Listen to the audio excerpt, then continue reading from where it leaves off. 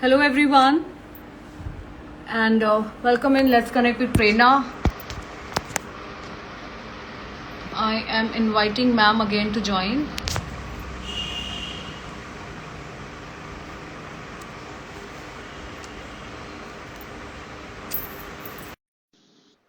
Is the issue of echoing still there? Is it still is there that echo issue abhi bhi?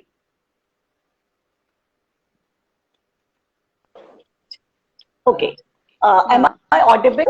Am I Yes ma'am, visible you're now? audible. Yes ma'am, Okay, you're right. audible. Yeah. So yes ma'am, I asked you that जो हमारा आज का topic भी है that education is not to teach but to create. जो मैंने आपसे Okay. हाँ, तो वो क्वेश्चन right. क्वेश्चन पूछा, तो मैं ये जानना चाहती थी मैम दैट आई मीन जो मैं क्वेश्चन फिर से रिपीट करती हूँ बिकॉज हमारा सेशन डिस्कनेक्ट हो गया था. It's often said that education is not to teach but to create, but now when education is commercialised in almost every aspect of it, talent remains dormant. How can that be addressed? So first we have to accept the reality that it is commercialized. Even then, there's a scope of space Right. Right. for the talent, for the hidden talent.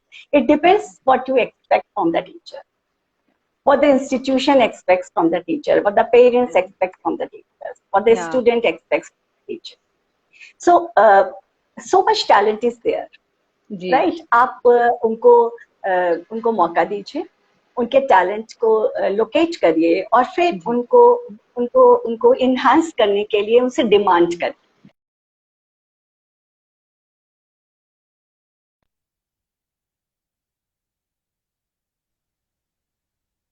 Hello, I think they are disconnected again. Hello. Hello ma'am, can you hear me?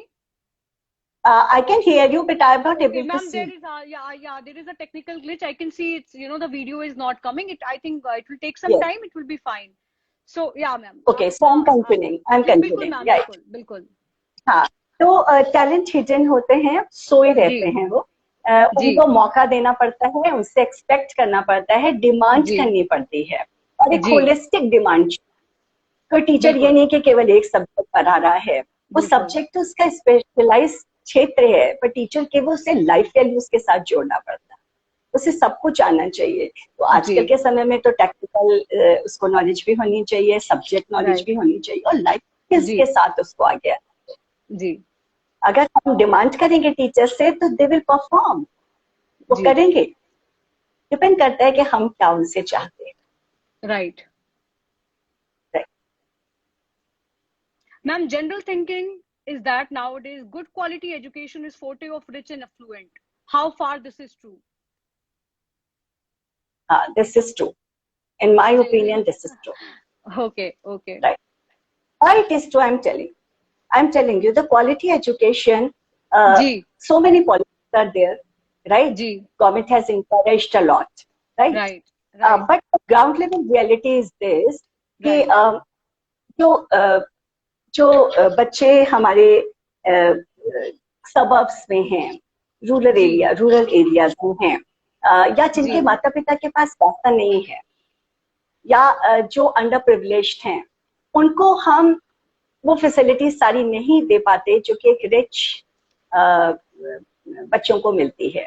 हम खुद cater कर रहे हैं institution अपना यहाँ पे, जहाँ जो अपर मिडिल क्लास को कैटर करता है, पर हम साथ ही साथ अंडर प्रिविलेज को भी कैटर कर रहे हैं, और हम उन स्लम एरिया में भी जा रहे हैं. तो हमें ये लगता है कि जो वास्तविक स्थिति है वो ये है कि जिनके पास पैसा नहीं है या जिनके पेरेंट्स पढ़े हुए नहीं हैं, वो फैसिलिटी उन्हें मालूम ही नहीं है, अवेयरनेस ही नहीं है उनको कि इतनी सारी स्कीम्स, सारी चीजें चल रही हैं, इतने फैसिलिटीज गवर्नमेंट की तरफ से दी जा रही है, तो वो अवेल ही नहीं कर पाते हैं, क्योंकि वो फर्स्ट जनरेशन लर्नर्स हैं. और फर्स्ट जनरेशन लर्नर के साथ जो सोसाइटी की जो एक आउटलुक है, वो अगर जब तक वो दया का रहेगा ना कि और इक्वालिटी का नहीं रहेगा, तब तक ये सिचुएशन बनी रहेगी कि एक सेट सेगमेंट जो है, जो जिनके पास सारी फैसिलिटीज हैं, रिसोर्सेज हैं, वही अच्छे टीचर्स अच्छे स्कूल में जा पाते हैं, वही अच्छे रिसोर्सेज ले पाते हैं, उन्हीं के पास अवेयरनेस होती है. तो एक्चुअली ये ये सबकी रिस्पॉन्सिबिलिटी है कि जो सोसाइटी हर लोग हैं ये वो समझें कि सब इक्वल हैं।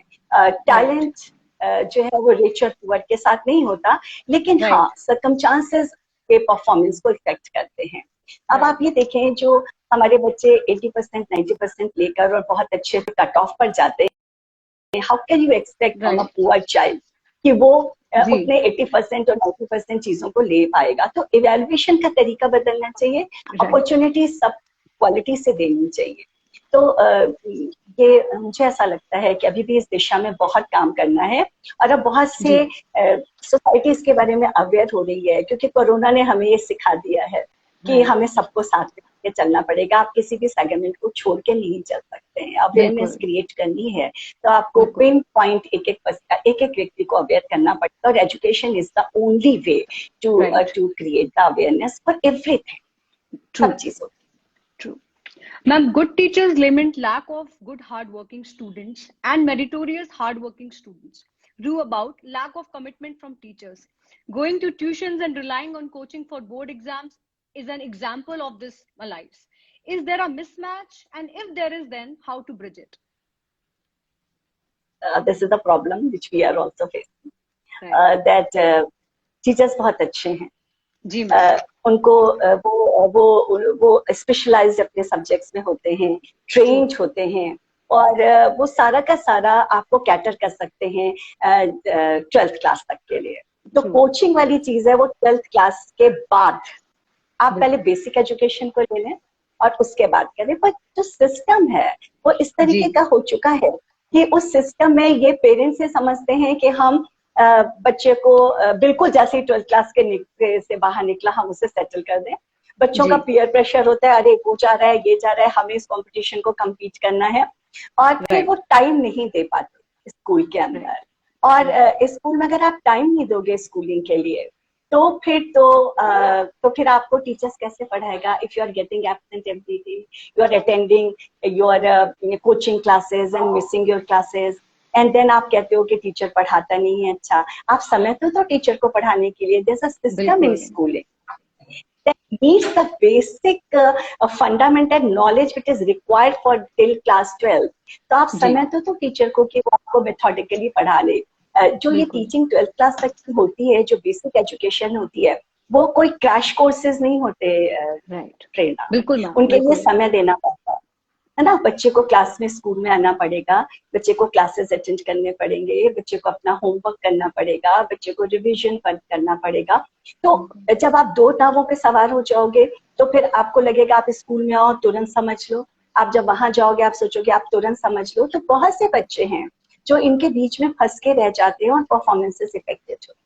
और फिर वो बात शुरू होती है कि टीचर्स हार्ड वर्किंग, वो कहते हैं टीचर्स की बच्चे हार्ड वर्किंग नहीं है बिकॉज वो होमवर्क नहीं करते, वो आपके क्लासेस में अटेंड नहीं कर पाते, वो आपको परफॉर्म करके नहीं दिखा पाते। और टीचर बच्चे ये कहते हैं कि टीचर्स जो हैं वो कमिटेड नहीं है। तो actually it's both are responsible on parents. Parents इसलिए कि बहुत समय दो ना बच्चे को, 12th तक बेसिक फाउंडेशन कर लेने दो।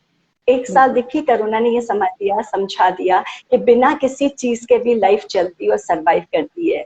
कहीं ये चीज नहीं होती है कि बस हमें इतना ही में करके खत्म कर लेना है। तो सब अपनी आशाएं, अपनी चीजें भी छोड़ो, बच्चे को करने दो, उसको फ्री तरीके से 12th तक की पढ़ाई कर लेने दो। और कोचिंग का जो चल रहा है, आई एम रियली सरप्राइज कि आपके प्रोफेशनल कॉलेजेस की कोचिंग के लिए now the students are keen to get it from class 8 और 9। मैं तो सोच ही नहीं सकती हूँ कि 8th and 9 में without getting basic education how can you go for the competitive examination preparation. All these competitive coaching classes, if you are going to the coaching classes to study the syllabus, then sorry, you are not doing it. It is not required. And if you are going for the competition and for the coaching, so wait, get the basic and the foundation till class 12th, and then give the 100% time. All these coaching or competitions, they are only giving you the skills and the techniques. They are not giving you the basic fundamental knowledge we are getting till class 12. बिल्कुल। और मुझे तो ऐसा लगता है कि 12th class का समय एक होलिस्टिक डेवलपमेंट का होता है। बच्चे को हर चीज को समझना चाहिए, सारी co curricular activities, unfortunately corona में last year we have lost the 2 years, but it will come, सब कुछ ठीक होगा, स्कूल में आपको आना है। तो ये दोनों ही चीजें जो है ना, ये एक्सेप्टेड नहीं है। पूरा कंसंट्रेटेड वे में तक की पढ़ाई बच्चे करें, जो टीचर कह रहा है उसकी तरीके से, और उसके बाद फिर कोचिंग के समय देना और फिर आगे जाए। तो दोनों ही ठीक नहीं है, और दोनों ही एक दूसरे को जो है, वो जो ट्रस्ट नहीं कर रहे हैं, ये अच्छी बात नहीं है। ट्रस्ट करें, टीचर्स बच्चों पे करें। If you demand from the student, they will give you, if you give the time, they will give you, and the student should relax till class 12। पूरा समय स्कूल को, टीचर को, उसके पास एक्सपीरियंस है, उसके पास नॉलेज है, वो बेसिक ठीक करेगा तुम्हारी, पर टाइम तो दो, काम तो पूरा करो, रिवाइज तो करो, पढ़ो तो, क्लासेस तो अटेंड करो। सो आई थिंक इस सिनेरियो इसी तरीके का है, किसी को ब्लेम भी किया नहीं जा सकता, समय ही ऐसा हो गया है शायद, लेकिन इसको हमें बदलना पड़ेगा। बिल्कुल मैम, अगर हम सीनियर क्लासेस की बात करें तो मतलब जितना मैंने देखा है, या सीनियर क्लासेस के बच्चों से जब बात करो तो मैंने सुना है कि वो ज्यादातर जो उनकी स्कूल अटेंडेंस है मैम, वो बहुत ही कम रहती है, because they rely more on their coaching. तो स्कूल जाना जो है उनके लिए शायद इतना इंपॉर्टेंट और इतना प्रायोरिटाइज नहीं होता है जितना कि कोचिंग जाना है। तो मैम इस तरीके का जो एक लैक ऑफ फेथ है स्कूल के ऊपर, वो क्यों है मैम? अभी मैंने आपसे कहा कि लैक ऑफ फेथ इसलिए है कि समहाउ जो सिस्टम बन गया है, पिछले 10-25 साल से काम कर रही हूँ, और ये सडनली पिछले 10-12 सालों में सिस्टम ये बन गया कि स्कूल जो इंस्टीट्यूशन है उसको पूरी तवज्जो नहीं दी गई। वो एक इंस्टीट्यूशन है, आप पूरा उसको तवज्जो दीजिए। और जो 11 और जो कोचिंग क्लासेस हैं, they are training you for something, they can't substitute this, क्योंकि केवल पढ़ाई या सिलेबस पढ़ाई नहीं होती लाइफ के। बिल्कुल एक होलिस्टिक आपको ह्यूमन बीइंग बनना है। आप बहुत अच्छी कोचिंग करने के बाद इतने इंजीनियर्स, इतने कॉलेजेस निकाल देते हैं, उसके बाद एम्प्लॉयमेंट पेड देखिए ना क्या है इंजीनियर।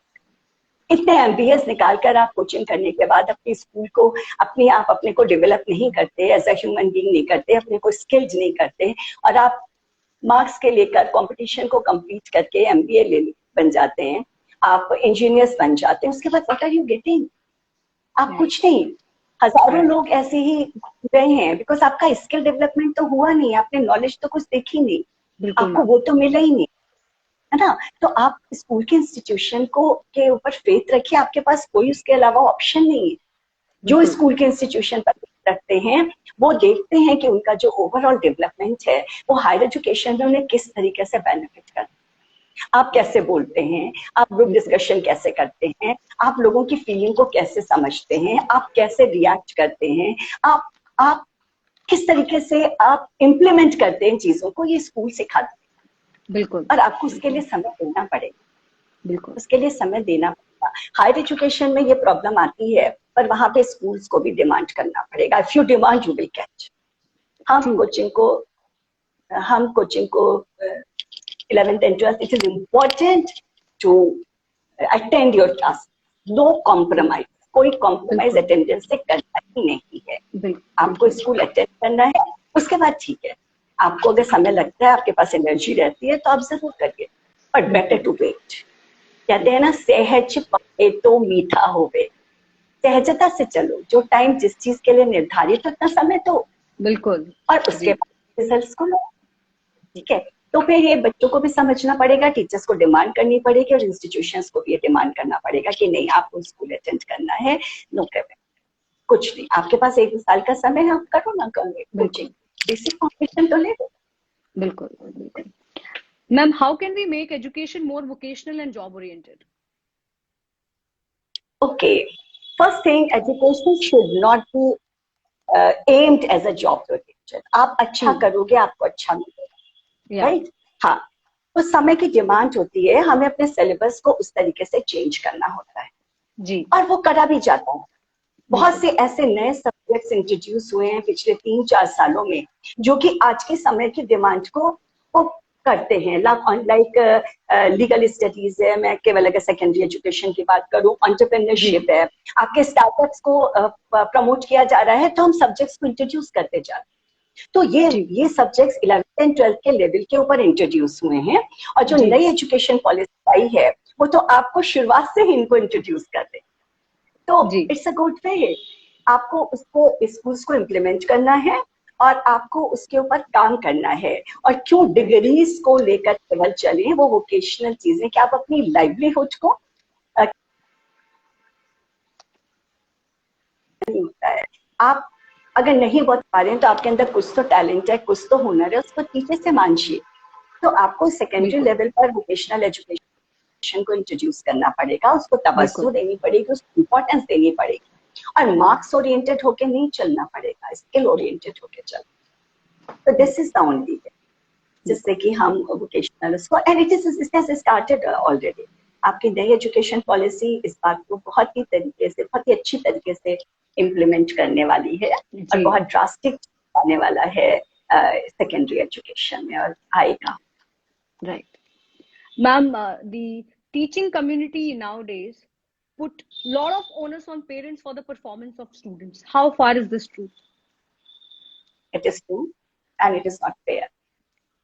Because बच्चा आपके पास आया है जी, आप टीचर हैं, आपने इस प्रोफेशन को चुना है, ठीक है, और नहीं भी चुना है, आपको चुनना पड़ गया है, तो you have to perform. You have to perform and you take the responsibility and you are accountable of that. Like आप एक डॉक्टर के पास जाते हैं, तो डॉक्टर को आपकी बीमारी ठीक करनी होती है, तो वो पूरी अकाउंटेबिलिटी अपनी लेता है ना, पूरी रिस्पॉन्सिबिलिटी लेता है ना, तो आपको भी लेनी पड़ेगी।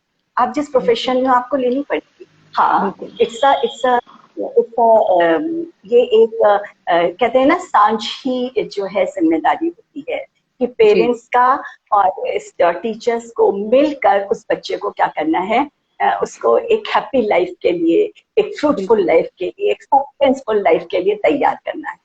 तो डेफिनेटली, पर आप पेरेंट्स के ऊपर अपनी जिम्मेदारी नहीं छोड़ सकते हो। 6 से 7 साल, 6 से 7 साल का पेरेंट बच्चा आपके पास है, तो पेरेंट को आपको एश्योर करना पड़ेगा कि you are taking care of children, of child education, and you have to take the responsibility. अगर बच्चा होमवर्क नहीं कर रहा है तो क्यों नहीं कर रहा है? या तो उसका होमवर्क आपने इतना चैलेंजिंग नहीं दिया है कि वो करना नहीं चाहता है, और या परसू नहीं कर रहा। और पेरेंट बैठ के अगर होमवर्क करा भी दे रहा है, आपने रिस्पॉन्सिबिलिटी दे दी, तो what the child is doing, वो बैठ जाएगा, मम्मी डंडा लेके खड़ी हुई है, उसने कर दिया काम, but he is not educated in that way, उसको कुछ नहीं मिला उस होमवर्क से। आप अपने होमवर्क को चैलेंजिंग बनाओ, इंटरेस्टिंग बनाओ, समय के अनुसार बनाओ और डिमांड करो। तो पेरेंट्स, मुझे लगता है कि टीचर्स को अकाउंटेबिलिटी लेनी चाहिए और पेरेंट्स के ऊपर नहीं छोड़ना चाहिए। बिल्कुल ma'am, children of less educated and in some cases poorly educated parents, especially those with limited means, will be left behind despite being meritorious and intelligent. Do you think the teachers are shirking from duty and responsibility? I think this is very very important to know, because कई बार बहुत से ऐसे परिवार होते हैं जिसमें I think student जो ज्यादा चाहता है सपोर्ट, वो अपने स्कूल और टीचर्स से ज्यादा देखता है। तो मैं चाहूंगी मैम इसमें थोड़ा सा आप हमें बताएं। Actually, Prerna, I think कि not only the teacher, it is the responsibility of entire society. जी, अगर एशियन समय की बात करो तो एकलव्य द्रोणाचार्य की कहानी जी, हाँ, हुआ था, अंडर प्रिविलेज था, पर उसके अंदर टैलेंट था। आज भी बहुत से एकलव्य हैं जो द्रोणाचार्य की तलाश में हैं, तो हमें द्रोणाचार्य तो बनना, टीचर को द्रोणाचार्य नहीं पता, ऐसा द्रोणाचार्य बनना पड़ेगा कि वो अंगूठा न ले दक्षिणा में, बल्कि उसको अर्जुन के जैसा पारंगत बना। केवल इसलिए नहीं कि वो उसके पास पैसा नहीं है या उसके पेरेंट्स पढ़े लिखे नहीं है। टैलेंट को हमें स्वीकार करना पड़ेगा, और सिस्टम को भी, हम सबको सोसाइटी में समझना पड़ेगा कि जो डिप्राइव्ड हैं, जो पुअर हैं, तो जिनके यहाँ एजुकेशन नहीं है, जिनके पेरेंट्स पढ़े लिखे नहीं हैं, वो उनको भी हमें अपॉर्चुनिटी देनी है। उनके लिए हमें इक्वालिटी की बात करनी पड़ेगी, उनको हमें इक्वल मानना पड़ेगा। ये नहीं कि जो बच्चा एक अमीर खानदान में पैदा हुआ है, हाँ वो बेटर परफॉर्मर होगा। क्यों बेटर परफॉर्मर? बट ऐसे लॉजिक, क्योंकि उसके पास पीढ़ियों का अनुभव है, उसके पेरेंट्स पढ़े लिखे हैं, उसको अपॉर्चुनिटीज दी हुई हैं, उसके पास एक वांशिक अनुवांशिक परंपरा है मोर रिफाइननेस की, ज्यादा अच्छे से बोलने की, ज्यादा से अच्छे परफॉर्म सीखने की, बस समझ उसके अंदर उतनी ही अच्छी और गहन है, ऐसी बात नहीं। समझ एक ऐसे बच्चों में भी बहुत ज्यादा हो सकती है जिसके पेरेंट्स पढ़े लिखे नहीं, वो उससे ज्यादा भी स्किलफुल हो सकता है जिसके पेरेंट्स पढ़े लिखे नहीं है और उससे अपॉर्चुनिटी नहीं। तो मुझे ऐसा लगता है कि टीचर्स को क्रिबलिंग करना चाहिए और सोसाइटी को एक्सेप्ट करना चाहिए, और एक्चुअली एक दया वाली भाव से कभी भी हमें नहीं देखना चाहिए ऐसे बच्चों को जिनको कि जो परफॉर्मर इसलिए नहीं हो पा रहे हैं क्योंकि या तो वो गरीब घर से आए हैं या उनके माता पिता पढ़े लिखे नहीं, बल्कि हमें ये देखना चाहिए कि हम इक्वल उनके टैलेंट को निखारने की कोशिश करें। मौका मिला है तो उन्हें दें और उनको समता से देखें, समभाव से देखें। तो मैंने तो अपने फाउंडेशन में देखा है कि जो अपॉर्चुनिटीज अगर दी गई हैं, तो अगर स्टडी हॉल का बच्चा मिरांडा हाउस में पढ़ रहा है तो और जा रहा है और वो किसी भी से आया हुआ है, क्योंकि we indicate the children from underprivileged, they are getting. और अगर जो हमारे बच्चे अंडर प्रिविलेज्ड बच्चे हैं वो भी उन्हीं यूनिवर्सिटीज में जा रहे हैं और वो भी उन्हीं जगहों पे जा रहे हैं जहाँ पे हमारे बहुत रिच बच्चे जा रहे हैं। डिपेंड ये करता है कि आपने बच्चे को कैसे ग्रूम किया, कितनी अपॉर्चुनिटी। बिल्कुल बिल्कुल बिल्कुल। और टीचर्स को क्रिबिंग की कोई बात नहीं होती है जी। समझो इतिहास, समझो समय को, और इस बात को भी समझो कि बिना सबको साथ लिए हुए हम आगे नहीं बढ़ सकते। बिल्कुल बिल्कुल। तो बिल्कुल ma'am, in developed countries like Japan, USA, Germany, Denmark, Sweden, UK, even Korea, teachers have a special status in the society and nation, accords the highest respect. It's not so in India, unlike ancient times when Guru was, likened to God. Why so? Why is this decline? तो दो part में इसका जवाब देना चाहूंगी प्रेरणा। पहला कि जिन countries के नाम आपने लिए, Sweden, Denmark, even Germany and Korea, तो इनमें अगर आप देखें बिल्कुल इसको स्टैटिस्टिकल वैल्यू पर देखें तो इनकी जो जीडीपी है 7%, 6% आप एजुकेशन पे खर्चा करते हैं। जब आप किसी भी सेक्टर के ऊपर खर्चा करते हैं तो डेवलपमेंट, फिजिकल डेवलपमेंट दिखाई देता है किसी भी सेक्टर पे। एजुकेशन पे ये कंट्रीज बहुत ज्यादा खर्चा कर रहे हैं, और हम अगर अपना देखें तो हाँ, हमारा बजट बढ़ाया गया है एजुकेशन के लिए, लेकिन अभी भी हमारी पॉपुलेशन के हिसाब से वो पूरा नहीं पड़ा है। अगर आप उस पर ज्यादा इन्वेस्ट करोगे, जो करना चाहिए, क्योंकि education is the only thing which can take you to the development. True. Because इतने बड़े कंट्रीज के लिए चुनिंदा लोगों को डेवलप करके आप कंट्री का डेवलपमेंट नहीं कर सकते जब तक कि हर हाथ स्किलफुल नहीं होगा, हर एक दिमाग अवेयर नहीं होगा, तब तक नहीं कर सकते। तो एक तो मुझे कारण ये लगता है, जब आप देखिए, जब आप पैसा आप इन्वेस्ट करते हो, कितना भी ये कह रहे हैं आपकी एजुकेशन का मिशन एब्स्ट्रैक्ट होना चाहिए, लेकिन आपको रिसोर्सेज तो डेवलप करने पड़ेंगे ना। आपको हर उस गांव के बच्चे तक, उस छोटे बच्चे तक पहुंचना पड़ेगा जो पढ़ना चाहता है, तो वहां पे तो इन्वेस्टमेंट होगा।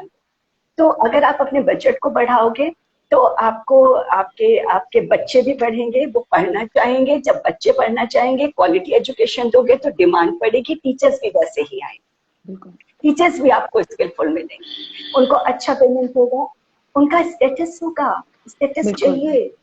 वो ड्रीम जॉब बनाओ ना टीचिंग को ड्रीम जॉब बनाना चाहिए। मुझे तो लगता है प्रायोरिटी पे बनाना चाहिए, क्योंकि जितनी भी चीजें आपको और सेक्टर्स ले जा रही है, teachers are making the professional, they are making the professional। तो ड्रीम जॉब बनाए ना हम, तो माइंडसेट भी बदलना होगा। अब क्यों डिक्लाइन, इसका जवाब मैं देना चाहूंगी कि एशियन समय से अभी क्यों डिक्लाइन हुआ। मेरी अपनी ओपिनियन ये है कि एक तो इसके बारे में सोचा कम गया, क्योंकि एज ए डेवलपिंग कंट्री हमें लगा कि हम इंडस्ट्री को डेवलप कर लें, हम रिसोर्सेज वहां पे डालें जो जरूरत थी। मेन डिक्लाइन हुआ वो 200 सालों के गुलामी, वो 200 सालों के गुलामी और वो एजुकेशन सिस्टम जो अंग्रेजों ने हम पर थोपा। मुझे लगता है उस सिस्टम ने हमें दिमाग से सोचने के लिए छोड़ दिया, हम केवल क्या करने लगे कि हमें टारगेट मिलने लगा और एजुकेशन ऐसी डेवलप की गई कि आपको ये काम करना है, सोचना नहीं।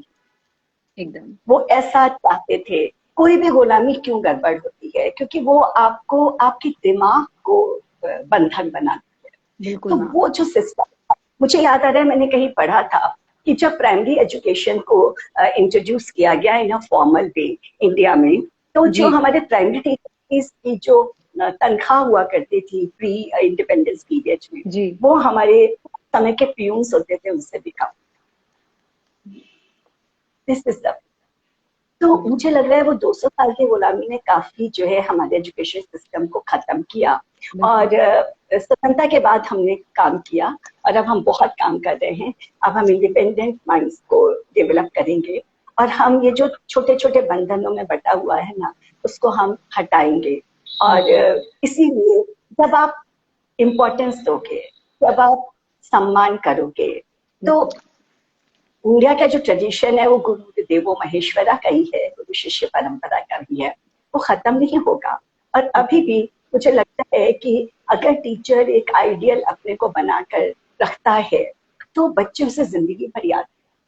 कोई भी प्रोफेशन ऐसा नहीं है, हम अपने टीचर को आज तक याद करते हैं, कहीं मिल जाते हैं, हमें नहीं याद रहता, हमें बिल्कुल मैम, हाँ बिल्कुल। तो ये डिक्लाइन जो हुआ इसके लिए बहुत सी आउटर चीजें भी थी। और नाउ मुझे लगता है कि this is the time that we are discussing about that, just an awareness कि ऐसा होना चाहिए और ये होगा। और नई एजुकेशन से हम बहुत उम्मीद रखते हैं कि ये सेक्टर में चेंज आना। मैम मैं आपसे नेक्स्ट क्वेश्चन ही यही पूछने वाली थी कि आपके व्यूज क्या है मैम न्यू एजुकेशन पॉलिसी को लेकर के? मुझे लगता है कि न्यू एजुकेशन पॉलिसी हर उस चीज को एड्रेस कर रही है जिसको कि अभी तक एड्रेस कर लेना चाहिए था। ओके। हालांकि इस कोरोना टाइम ने उसको थोड़ा बैक किया है, पर वी आर लुकिंग फॉरवर्ड। तो हमारी जो प्राथमिक शिक्षा है, एलिमेंट्री एजुकेशन है, वहां को उसको वो बहुत साउंड एक दे रही है, फुटेज दे रही है। उसके बाद जैसा आपने बोला था ना कि कैसे आप वोकेशनल ट्रेड चीजों को लाएं और कैसे ये मार्क्स ओरिएंटेड चीज को खत्म करें, जॉब ओरिएंटेड बनाएं। और जॉब का मतलब ये नहीं है कि आप पहले हाई डिग्री तक पहुंच जाएं और फिर जॉब करें। आप साथ साथ भी कर सकते हो। आपको अपने को पहचानना है कि आपका इंटरेस्ट क्या है, आप किस जॉब में जाना चाहते हो। और जैसा कि बाहर की कंट्रीज ने बहुत पहले कर दिया था, क्योंकि मुझे लगता है वहाँ वोकेशनल जो एजुकेशन है, मैं बहुत से मेरा फाउंडेशन मुझे बाहर लेकर गया है, मैंने सिंगापुर की एजुकेशन को और इन लोगों को भी हम लोग इंटरेक्शन पे चले हैं।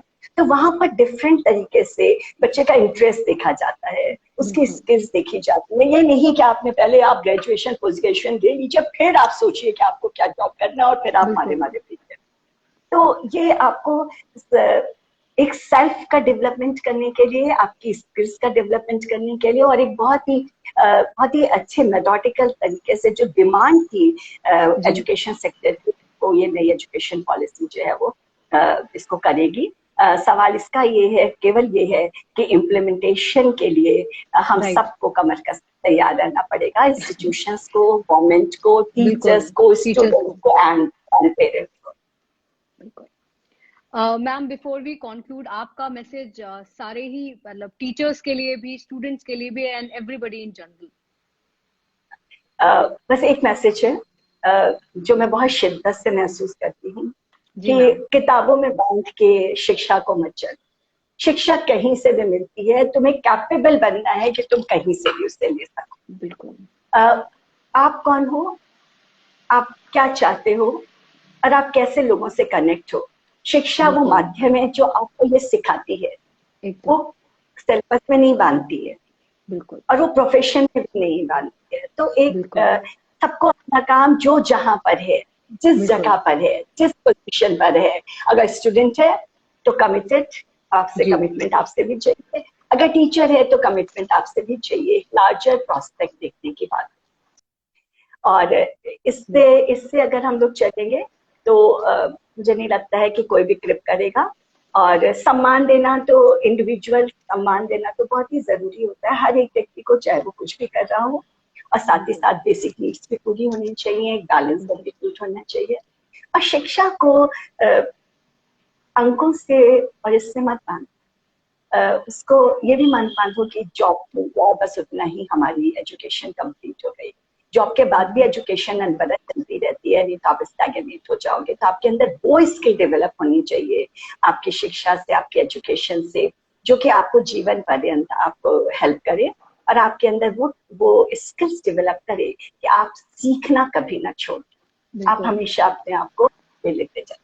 बिल्कुल। Thank you so much, Meenakshi ma'am, for coming live with us and sharing your points on मतलब जो हमारा आज का टॉपिक था। और बहुत सारी चीजें ऐसी थी जिसपे मुझे लगता है कि सभी लोग जो हमें देख रहे हैं अभी और बाद में जब ये वीडियो देखेंगे तो they will get a different outlook all together. So it was really nice. Thank you. बिल्कुल मैम, मैं सबका बहुत धन्यवाद देती हूँ and thank you very much Prerna for calling me and thank you very much everybody.